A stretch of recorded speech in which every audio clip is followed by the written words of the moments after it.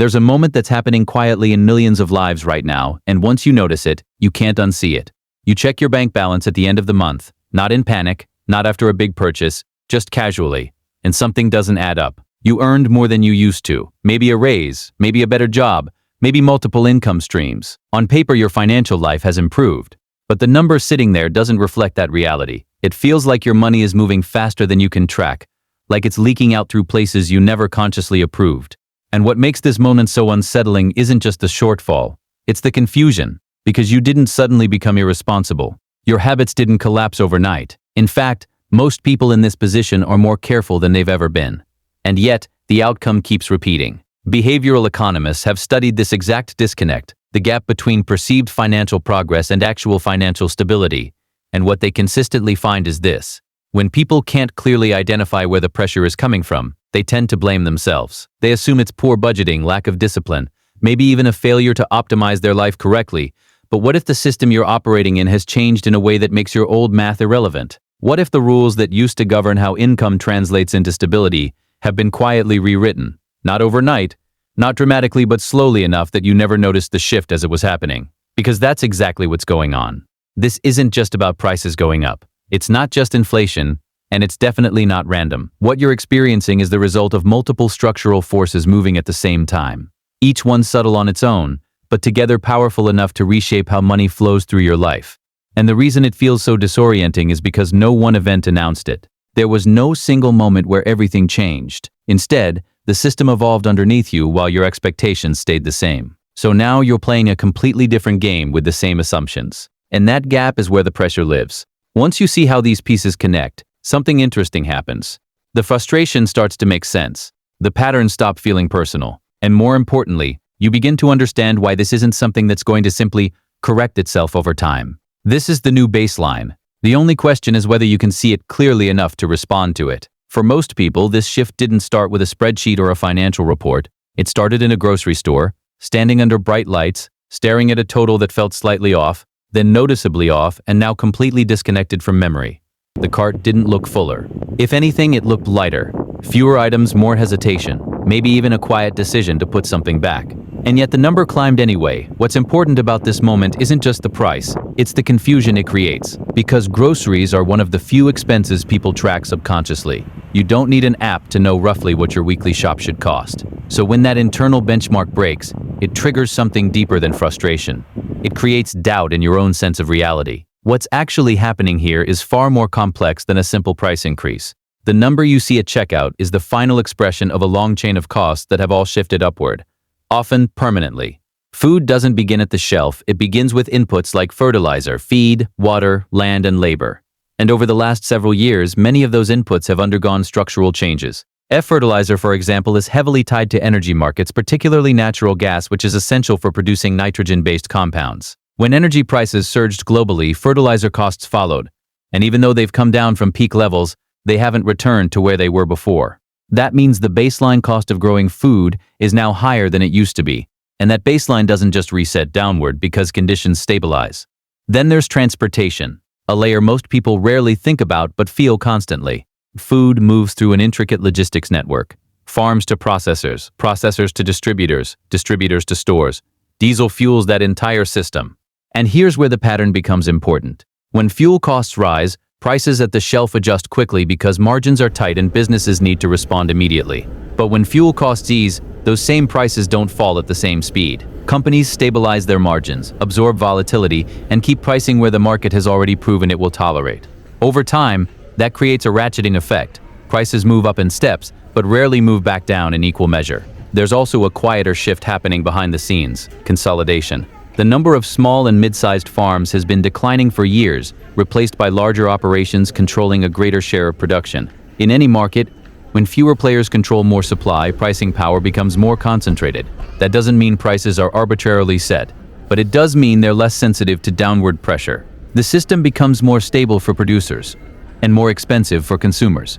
Add to that the increasing unpredictability of climate patterns, droughts, floods, extreme temperatures, and you get another layer of cost that's not always visible but is always present. When output becomes less predictable, risk gets priced in, not as a one-time spike, but as a permanent adjustment to account for uncertainty. So what you're paying for at the register isn't just the food itself, it's the accumulated cost of producing it in a world that has become more expensive, more volatile, and less forgiving to inefficiencies. And this is where the psychological shift deepens. Because groceries are not optional.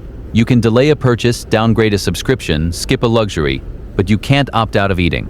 So when this category starts consuming a larger share of your income, it doesn't just affect your budget, it compresses everything around it.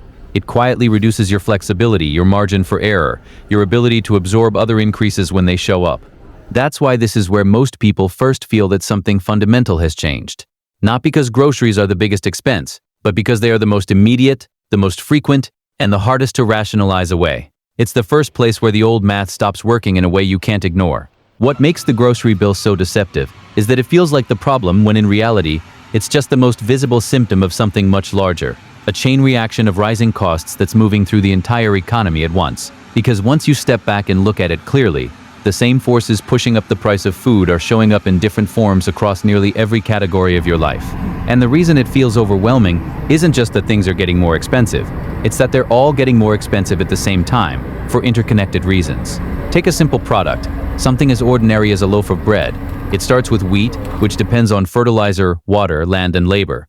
That wheat is harvested using machinery powered by fuel, transported to a processing facility, turned into flour using energy-intensive systems, packaged in materials that are themselves tied to petrochemical inputs, and then shipped again through distribution networks to finally reach a store shelf. At every single step in that chain, there is an energy cost, a labor cost, and an infrastructure cost, and when each of those rises even slightly, the final price doesn't just increase once, it compounds. This is what most people miss. Inflation, as it's commonly discussed, sounds like a single number, a percentage, a headline, something abstract, but in reality, it's layered. It's not one increase, it's multiple increases stacking on top of each other across different stages of production and delivery. So even if any one part of that chain stabilizes, the others may not, and when they don't, the overall cost never really comes back down to where it started. Now expand that logic beyond food. The same compounding structure exists in almost everything you pay for. Clothing, electronics, transportation, even services. They all rely on networks of production that are deeply dependent on energy, labor, logistics, and capital. When the cost of borrowing money rises, businesses pay more to expand or even maintain operations. When wages rise in response to labor shortages, that cost feeds forward into pricing. When supply chains become less efficient, whether due to geopolitical tensions, regulatory changes, or simply shifting global priorities, the system loses some of its old cost advantages. And here's where the shift becomes structural instead of temporary. For decades, much of the global economy operated on a model optimized for efficiency above all else. Low-cost labor, just-in-time delivery, minimal redundancy. That system kept prices low, but it also made everything fragile. When disruptions hit, pandemics, conflicts, climate events, the response wasn't to return to that fragile model. It was to rebuild something more resilient, more local production, more backup capacity, more buffers built into supply chains. But resilience comes at a cost. Redundancy is expensive. Local production is often more expensive than outsourcing. Holding extra inventory ties up capital. So while the new system may be more stable, it is also inherently more costly to operate. And those costs don't disappear. They are built into the new baseline of prices you see every day. This is why the experience feels so persistent. It's not a spike that corrects itself. It's a recalibration of how the entire system works. And because these changes are happening across multiple industries at once, they reinforce each other. Higher transportation costs affect retail. Higher energy costs affect manufacturing. Higher borrowing costs affect housing. Each category pushes on the others, creating a feedback loop that keeps overall living costs elevated even when one piece briefly cools down. And that brings us to something even more important. Not all expenses behave the same way. Some you can adjust, some you can delay, but others, especially the biggest ones, don't give you that flexibility. And once those start shifting, the pressure moves from uncomfortable to unavoidable. That's where we need to go next. Because if groceries are the first crack in the system, housing is where the structure itself starts to bend. If groceries are where people first notice the pressure, housing is where that pressure becomes impossible to escape. Because unlike food, housing isn't just a recurring expense, it's the foundation everything else is built on. And when that foundation shifts, it doesn't just stretch your budget, it reshapes your entire financial life in ways that are hard to reverse. At first glance, the story seems simple. Home prices went up, interest rates went up, and now affordability is down. But that explanation barely scratches the surface.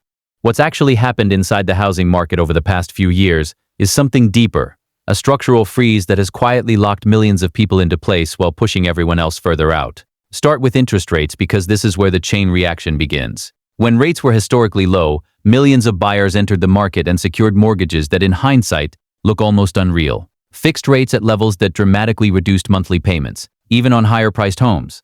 But when rates rose, that same math flipped. A home that was affordable at one rate became completely out of reach at another, not because the house changed, but because the cost of borrowing did. Now here's the part most people don't fully process. Those who locked in low rates are no longer just homeowners, they're effectively anchored. Selling their home doesn't just mean moving, it means giving up a financial advantage that may not return for decades. So they don't sell, they stay. And when millions of people make that same rational decision at the same time, something unusual happens. Supply stops moving, inventory shrinks, not because homes don't exist, but because they're no longer circulating through the market. And when supply tightens while demand continues, driven by population growth, life changes and new buyers entering the system, prices don't correct the way traditional economics would suggest. Instead, they hold firm, or even climb because there simply aren't enough options available. This creates a split reality. On one side, existing homeowners sit on low monthly payments and rising equity. On the other, new buyers face dramatically higher costs for the exact same type of property. The gap between those two groups widens, and over time, it becomes less about timing and more about access. If you didn't enter the market at the right moment, the barrier to entry becomes exponentially higher. And then there's rent, because for those who can't buy, renting becomes the only option. But rent doesn't exist in isolation. It reflects the same pressures as the ownership market: limited supply, rising costs, and increasing demand. In many areas, rents have climbed sharply, consuming a larger share of monthly income than they did just a few years ago. And unlike a mortgage, rent doesn't build equity, it simply adjusts upward with the market, often faster than incomes can keep up. But there's another layer here that rarely gets discussed openly: institutional buying. Large investment firms have increasingly moved into residential real estate, purchasing single-family homes and converting them into rental properties. And they don't operate like individual buyers. They move quickly, often with cash, and they can absorb short-term losses in exchange for long-term control of assets. This changes the dynamic entirely. A first-time buyer isn't just competing with another family, they're competing with an entity that has more capital, more data, and fewer emotional constraints. Homes that might have once gone to individuals are instead absorbed into portfolios, reducing the number of properties available for ownership and increasing the supply of rentals, often at higher price points. So what you end up with isn't just an expensive housing market, it's a restructured one. A market where movement is restricted, access is uneven, and costs are rising in ways that don't easily reverse. And because housing is typically the largest expense in a household budget, when this one category shifts, it doesn't stay contained. It forces adjustments everywhere else: what you spend, what you save, what you delay, and what you give up entirely. This is where the pressure starts to feel constant. Because even if you manage everything else perfectly, housing sets the baseline, and when that baseline moves beyond what your income can comfortably support, the rest of your financial life starts operating under constraint. Which brings us to the next piece of the puzzle. Because if housing is setting the pressure, your income is supposed to offset it. And on paper it looks like it should. But in reality, something there isn't working the way it used to. This is where the story becomes uncomfortable, because it challenges one of the most widely accepted assumptions about financial progress: that earning more automatically means getting ahead. On paper, that assumption still looks true. Salaries have increased in many sectors, minimum wages have risen in several regions, and job markets, at least in headline terms, appear relatively stable. If you just look at the numbers in isolation, it suggests improvement. But the experience people are having in their daily lives tells a very different story. What's happening is a quiet breakdown between nominal income, the number you see on your paycheck, and real income, which is what that money can actually buy. And over the last several years, that gap has widened in a way that's subtle enough to avoid headlines, but significant enough to reshape outcomes. You're not imagining the disconnect. It's measurable. When essential costs like housing, food, healthcare, insurance, and energy rise faster than wages, your purchasing power doesn't just stagnate, it erodes. So even though the number is higher, its effectiveness is lower. But there's another layer that makes this even more misleading. The job market itself has changed in composition. A growing share of employment growth is concentrated in lower wage or variable income sectors: hospitality, retail, gig work, contract roles. These jobs count in employment statistics the same way higher paying, stable roles do. A job is a job in the data, but in reality, the quality, consistency, and upward mobility of that income can be dramatically different. At the same time, higher paying industries, particularly those tied to technology, finance, and certain corporate sectors, have seen waves of layoffs, hiring slowdowns, or increased competition for fewer roles. So while total employment may look strong, the distribution of opportunity within that market has shifted. More people are working, but not necessarily in ways that build long-term financial stability. And then there's something even less visible: multiple job holding. More individuals are taking on second or third sources of income, not to accelerate wealth, but to maintain baseline living standards. In the data, this shows up as increased employment activity, but in real life, it looks like longer hours, less recovery time, and a constant effort just to stay in place. The system counts positions filled. It doesn't measure how stretched the person filling them has become. There's also the psychological component. When your income increases, your expectations naturally adjust. You assume a certain level of comfort should follow, a bit more flexibility, a bit more breathing room. But when that doesn't materialize, it creates a specific kind of tension. Not panic, not immediate crisis, but a persistent sense that something isn't aligning. You're doing more, earning more, but not feeling more secure. And that contradiction is difficult to resolve without understanding what's actually driving it. Because the truth is, your paycheck isn't just competing against your past. It's competing against a cost structure that is fundamentally changed. Every raise you receive is being absorbed, partially or fully, by increases happening elsewhere. Not in one place, but across multiple categories simultaneously.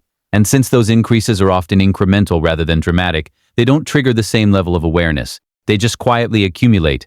Over time, this creates the illusion of progress without the reality of it. You move forward numerically, but not functionally. And when that pattern repeats over months or years, it starts to feel like you're running on a treadmill that's slowly accelerating, never quite falling behind enough to stop, but never moving ahead enough to feel stable. And just when it seems like your income should finally start catching up, there's another layer that begins to pull from it. One that most people don't fully see until it's already taken its share. By the time your paycheck hits your account, it already feels smaller than it should. Not dramatically, not in a way that immediately alarms you, but just enough to create that quiet question: where did the rest go? Taxes are the obvious answer, but they're not the full story. There's another layer, one that operates quietly in the background and grows over time without ever presenting itself as a direct loss. It doesn't show up as a deduction labeled reduction. It shows up as benefits, contributions, coverage, and yet, functionally, it behaves like a slow, ongoing pay cut. Healthcare sits at the center of this.